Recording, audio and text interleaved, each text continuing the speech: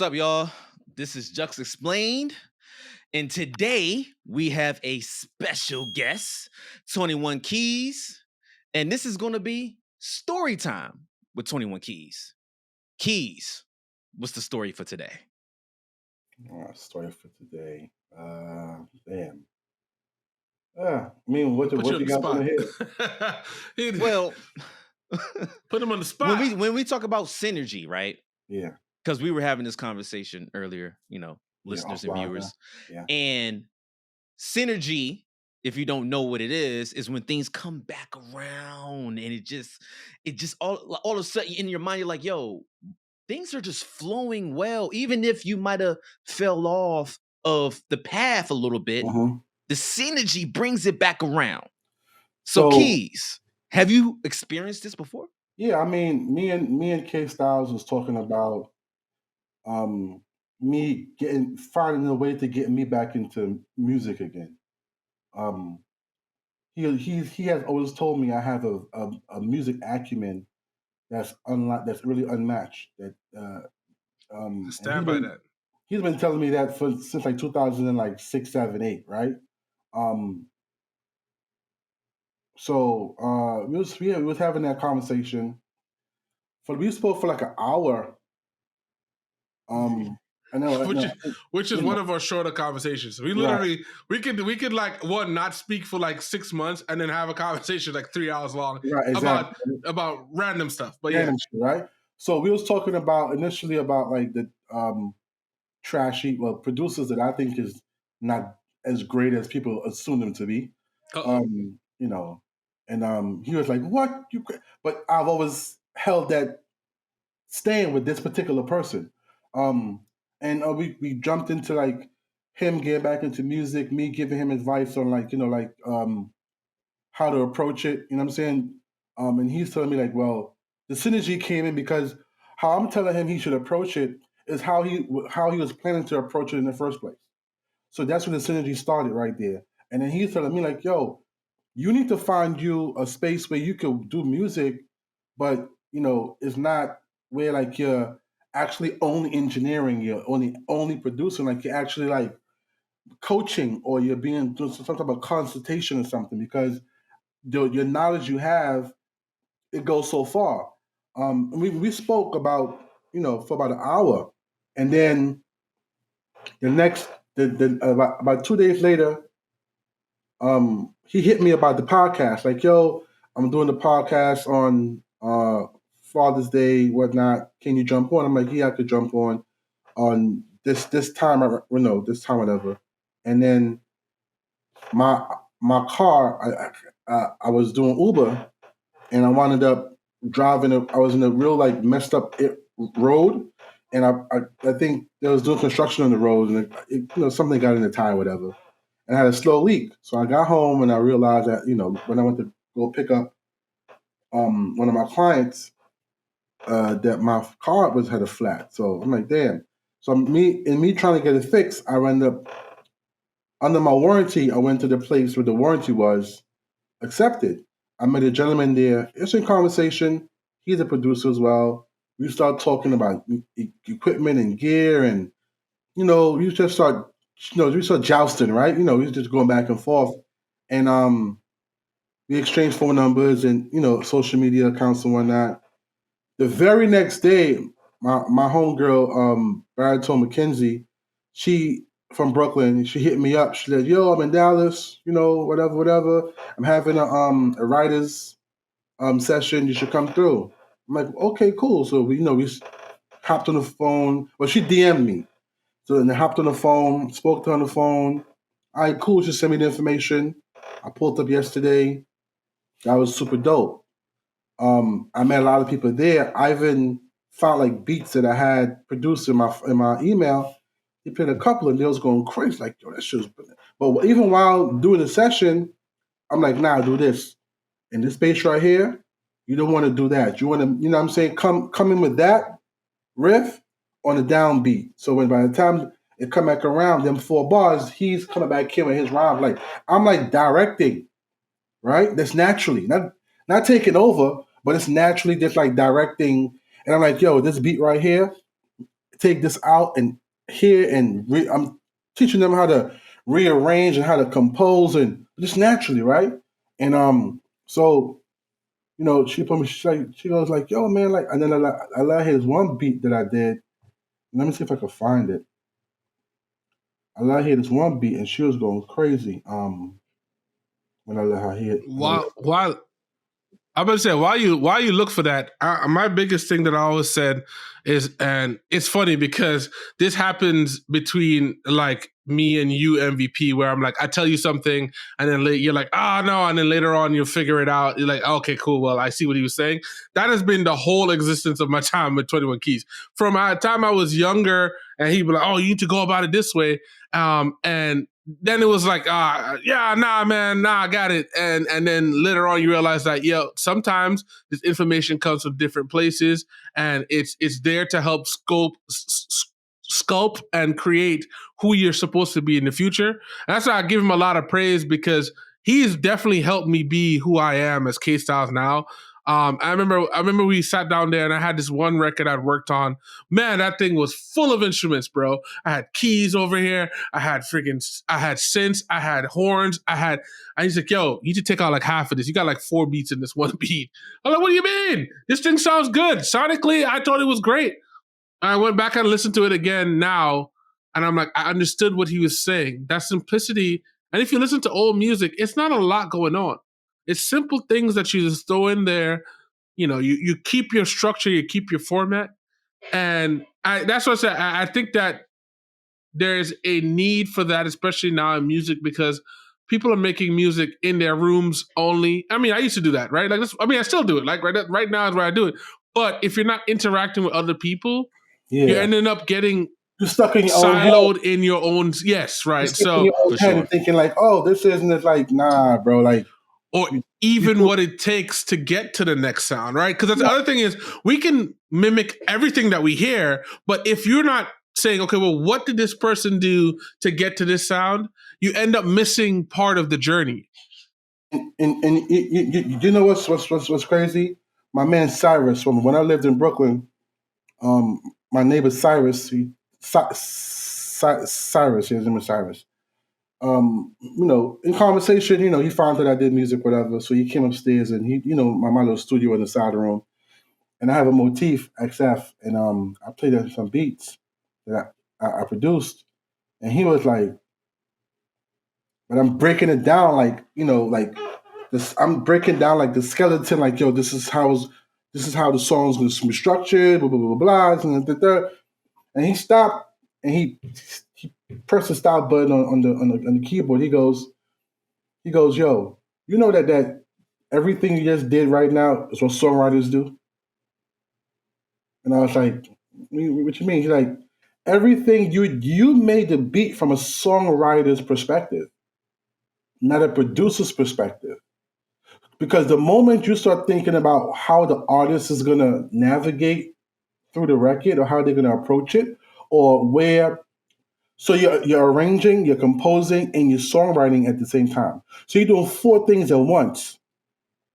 And you need to start charging people for this, right? You need to separate it and charge them for that accordingly. And so over the years, I've had people point out those talents that for me is just like whatever, you know what I'm saying? But that also comes down to synergy. You know what I mean? Like, meeting people that's in the same lane as you, but they're giving you they could critique what you do in a way that opens up your mind to a bigger understanding, and vice versa. You know what I'm saying? So the same thing I did for Kyle, someone else did for me. I was gonna give my little input on it as well. I remember our first conversation. Remember our first conversation? Oh yeah, I'm not MVP. You talking about me? I was like, hold on. I remember our first conversation, which was like crazy, right? Which was dope because we was on there for a brick. We was on there for a little bit. And Keyz was giving some I don't know, some keys. He was giving some jewels. Some jewels. There we go. So, which is funny because that actually is included in the synergy. So, I was working with this dude that I was growing up with, like I'm talking like high school, college, and stuff like that. And me and him were making music. And I didn't start into the music into like I was always like in the choir and stuff like that, right? But like I didn't start taking music seriously until I started hanging out with this guy and then meeting other friends who were into music, right? And eventually off of his recommendation got a job somewhere, right? And me and him working there, and because of me and him working on music before, he introduced me to K Styles. And he introduced me in a way, was like, yo, this is my guy, he's working on music. Here's a music video, that he's like put together. And one of the things I would say was Styles was ruthless, right? No, I was honest. I was honest. And not ruthless. I was honest. He was always messing with him about that. But like, nah, he like never met this dude before, right? At a job, and as a collective, we're like, yo, here's the video. And he was honest, like he said, like he was like, yo, these are things I like, these are things I think you can do better, right?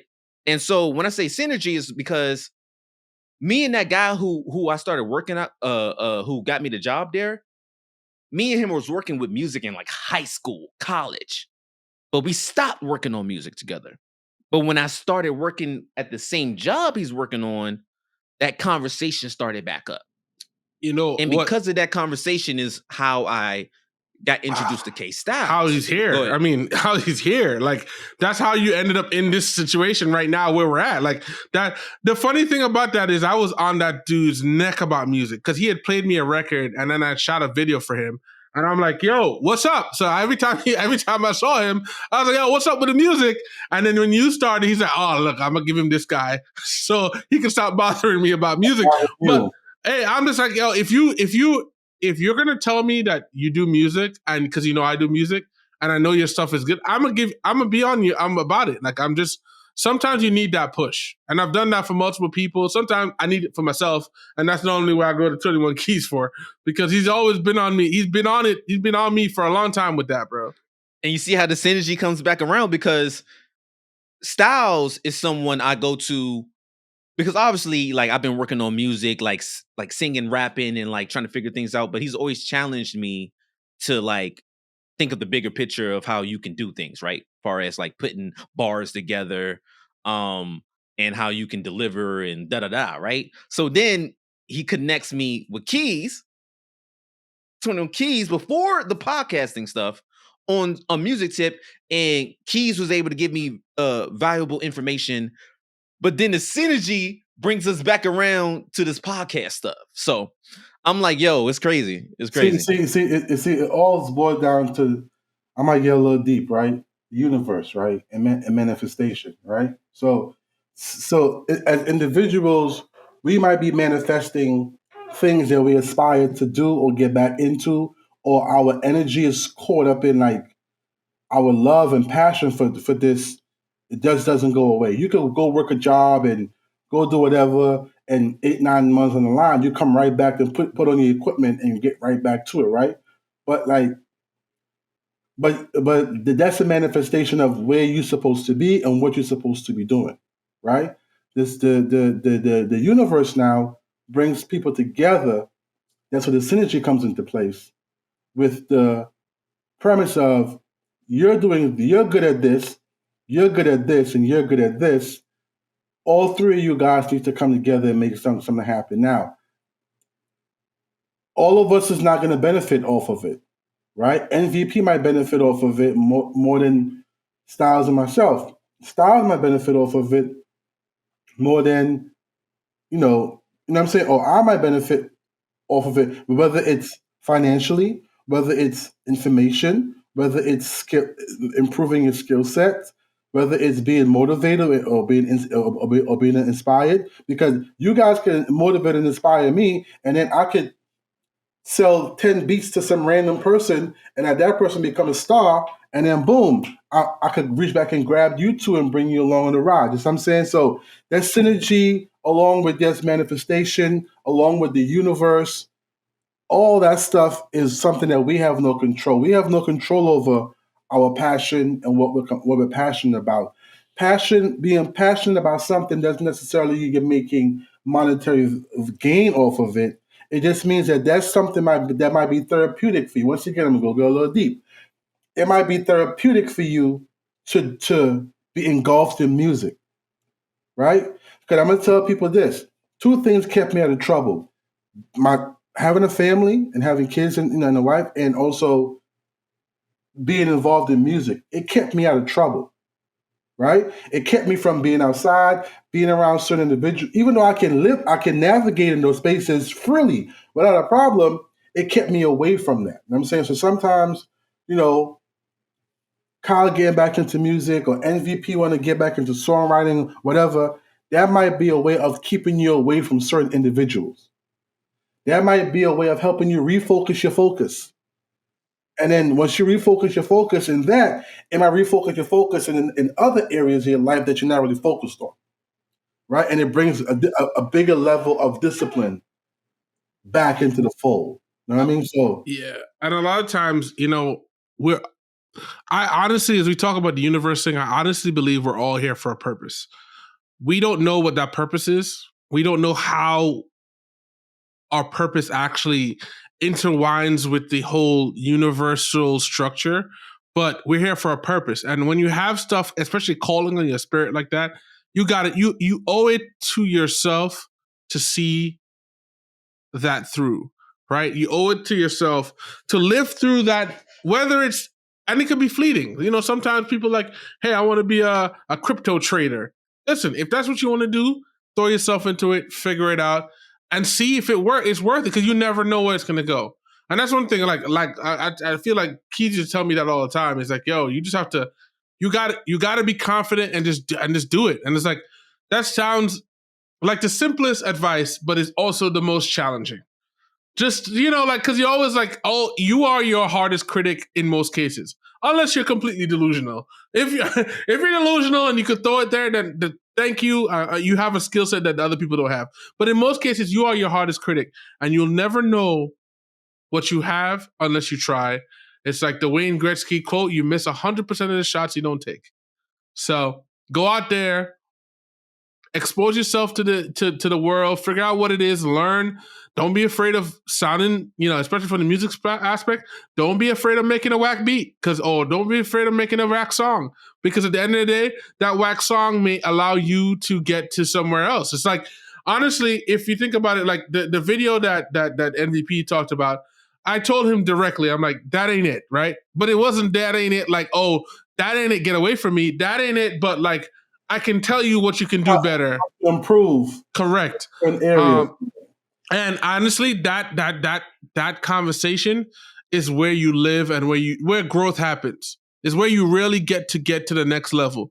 And it's always going to be that. He's like, if you're not learning, you're dying, right? Like, if you're not figuring it out, you're losing. Like, that's really, for creative people, if you're not actively seeking out new challenges, learning how to do something different, figuring out how to compress a vocal, figuring out how to make the drum sound right, figuring out that your snares are too loud, which is my beef with you, 21 Keyz. I've had my snares way too loud for many years and you never told me. But anyway, all of those things, if you're not spending the time to do, no, my snares used to be ridiculous, bro. I listen back to some of my old records. I'm like, that snare used to be out of control, bro.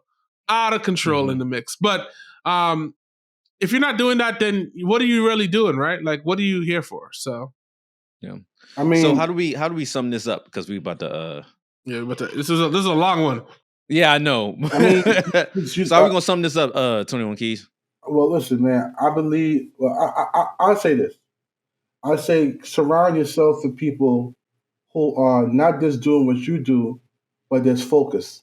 Because sometimes being around people that's focused can help you refocus your focus and can help you become more disciplined in areas that you're not disciplined in. You know what I mean? Going to the gym, eating properly, all that stuff goes into what you want to do. You want to be a better songwriter? Read more. Listen to more different genres of music, right? Go back and listen to old music, right?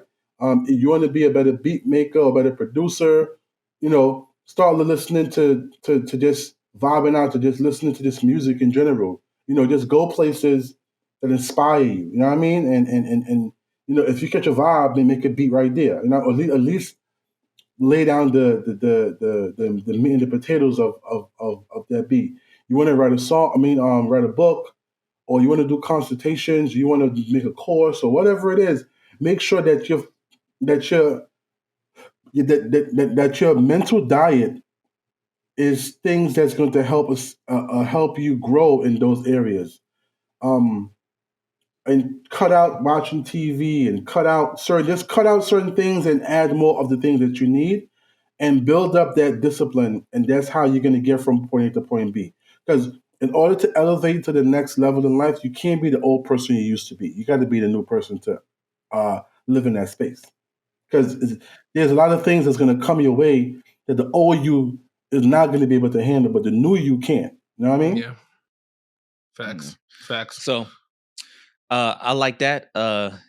You have been in tuned with Juxtaposed with 21 Keyz. I got a story real quick. Right? You got another story. Okay. All right. One day, false alarm. One day we're walking. One day we're in Manhattan. One day we're in Manhattan. I got Kyle with me. Kyle's going to Miami. Oh God, here goes the story again. Right, Kyle's going to Miami. Right, he's going to Miami. With Aaron and Gold the Great and a couple of guys. Right. So I'm like, yo, I'm the style guy. I'm the dressy guy. Right. He's like, yo, I got him in Manhattan. So we go to the store called OMG in Soho. Right. So we're in there, and two girls working in there. They're like, hey, how can we help you? I said, so he walk away. I said, listen, man, I'm with my artist right here. His name is Keyz. He got a new reggae artist. He got a reggae artist. He got a song, right? He got a song with his new dance. I started making some silly ass dance in the spot, right? And she goes, for real, I'm like, he got a show tonight, at MTV. You know what I'm saying? So we're trying to get him a little quick little outfit so he can go up there and do his thing. She goes, okay. She runs over there and she's helping him, and the both girls is helping him, right? And I'm not next to them, and he looking back like, yo, why? I had no idea. Here? No clue. No idea. So then they're all like being a nice saying, like trusting his shoulder, like, ha, kiki. And he's like, so I said, listen, man, I told him that you're a reggae artist. Just don't say nothing to fuck this up, all right? So he goes, he's like, what? I said, just be quiet, right? So long story short, bro, we got discounts. The girl gave him the phone number, like, let me know when the show is. I want to come to the show. I'll come after work, blah, blah, blah, blah. That shit was hilarious. More than that, that was not the first time and only time he did that. Okay, the second time I did it, so we downtown Brooklyn. It used to be an S&D's downtown Brooklyn, and I think they had put a foot action there, or I think with a foot action they had put there. So he went in there to buy a pair of sneakers, and the girl's helping us. I said, listen, man. He parked his car. He was trying to hurry up to get the sneakers. I said, listen, man. I told the guys, listen, that's my brother right there. He's really 15, right? He's a little autistic. You know what I'm saying? I was like 25 years old. So she's like, what? I said, yeah, he's 15 years old. Don't go over there. Don't alarm him, okay? He's autistic, and I'm saying ridiculous. He got Tourette's, he be bugging out. So she goes, we're trying to get these sneakers and get out of here because he doesn't do well with crowds. She goes, okay, you know what? I'm gonna help you as fast as I can, man. She comes. I said, no. He want these right here in size 13. She goes, okay. She's talking to him like, okay, everything's gonna be all right. I'm sitting there like, what is happening? But you're going along with it. You're going along with it. I don't know what's happening, but it's not the first time that he's done something right? like that. So I'm like, I don't know what is going on now. Let's see what happens. So then we get us. So the girl's like, I said, listen. I said, do you guys get discounts? She goes, not a problem. She gave us a discount. We got like a 20% discount on the sneakers. So you're like, yo, how the fuck you got a discount sneaker? I told her that you was autistic. You was 15 years old. Yo, he was so pissed. He's like, why did you do that? That's not funny. But did you get the sneakers? I did get the sneakers. That's not the point. Yeah, I'm like, bro, whatever. That's not the point. Here's the problem. Here's my problem. And in conclusion, because we'll be here for a whole nother hour.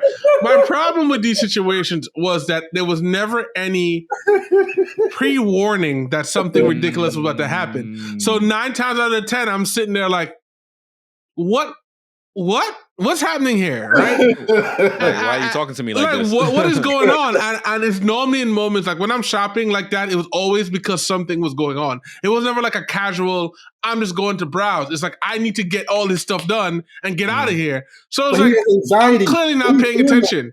But when he's doing that, he gets anxiety and he gets I'm not paying attention. He get really like antsy. So I'm like, let me figure out a way so we could get him, out of the store because I know he's gonna have a fit. Listen, so I'm like, yo, when I tell you, the girl was like, everything's going. Is that your size? You to do it fit properly? And you looking at her like, yo, why is this chick talking like this? And it's terrible because when I'm shop mode, I don't talk to anybody.